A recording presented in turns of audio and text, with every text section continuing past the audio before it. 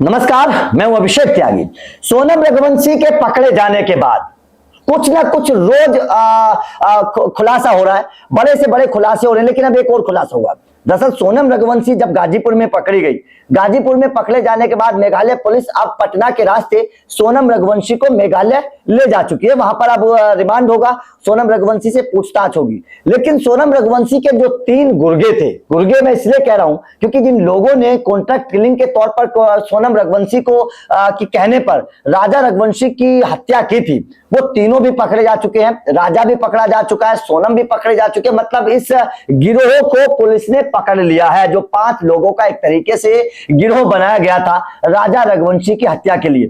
अब इसको लेकर एक बहुत बड़ा खुलासा हुआ है। खुलासा यह हुआ है कि सोनम रघुवंशी राजा को मारने के लिए प्लान बी भी तैयार कर चुकी थी। प्लान ए तो यह था कि हत्या की जाएगी, 3 लोग वहां पर हैं और 3 लोग उस पर हमला करेंगे। वो पहले से लकड़ी काटने वाला दाव लेकर गए थे, उस दाव से हमला किया जाएगा और वहां पर राजा रघुवंशी को मार दिया जाएगा। इस प्लान को तो सोनम ने बनाया और इस प्लान के तहत ही राजा रघुवंशी की हत्या भी की गई। जब राजा रघुवंशी को वहां पर झरने के पास ले जाया गया तो साफ तौर पर जो ये हत्यारे थे, इन हत्यारों ने साफ तौर पर यह बात कबूली है कि सोनम रघुवंशी ने पीछे से तेज आवाज लगाकर कहा था कि अब इसको मार दो, इसे जिंदा मत छोड़ना। ये सोनम रघुवंशी के बयान थे अपने पति को मरवाने के लिए जिस वक्त वो झरने के पास पहुंच गए थे। तो ये सोनम रघुवंशी ने कहा था कि पैसे की चिंता मत करो, मैं आपको 20 लाख रुपए अलग से दूंगी और इसको अब जिंदा मत छोड़ना, इसको मार दो। ये प्लान ए था जो सोनम रघुवंशी ने राजा रघुवंशी को मारने के लिए बनाया था। लेकिन इसके अलावा प्लान बी भी था और वो प्लान बी था सेल्फी वाला प्लान। सोनम रघुवंशी बड़ी शातिर निकली। जब सोनम रघुवंशी के राज खुल रहे हैं तो जाहिर तौर पर इन राज को जानकर हर कोई हैरान है। सोनम रघुवंशी ने राजा को मारने का प्लान बी बनाया था और वो प्लान बी था सेल्फी वाला प्लान। दरअसल प्लान बी ये था कि सोनम रघुवंशी ये तय कर चुकी थी कि राजा को इस ट्रिप पर मारना है, इस ट्रिप पर राजा को अपने रास्ते से हटाना है। सोनम रघुवंशी तय कर चुकी थी, ठीक है।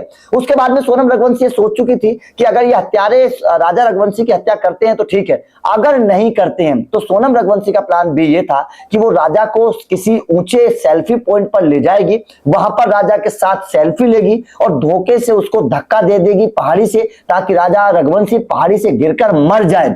ये सोचिएगा, ये सोनम रघुवंशी का जब प्लान बी डिकोड हुआ है, जब प्लान बी के बारे में पता चला है तो जानकर हर कोई हैरान है कि एक पत्नी केवल 20 दिन की शादी में कैसे अपने पति के लिए इतनी क्रूर बन सकती है। एक पत्नी केवल 20 दिन की शादी में कैसे इतनी सारी शातिराना चाल चल सकती है कि पहले तो कटवाने का प्लान बना रही है, कट भी नहीं सकता तो फिर धक्का देने का प्लान बना रही है। कितनी दर्दनाक मौत देने का प्लान बना रही थी सोनम रघुवंशी और किस तरीके से दर्दनाक मौत दी उसने राजा को, उसको काट डाला गया। सोचेगा क्या बीत रही होगी राजा पर जब उसके सर के पीछे से और आगे से 2 हमले लकड़ी काटने वाले दाव से किए गए, किस तरीके से उसके शव को छत विछत कर दिया गया, किस तरीके से उसको काट डाला गया।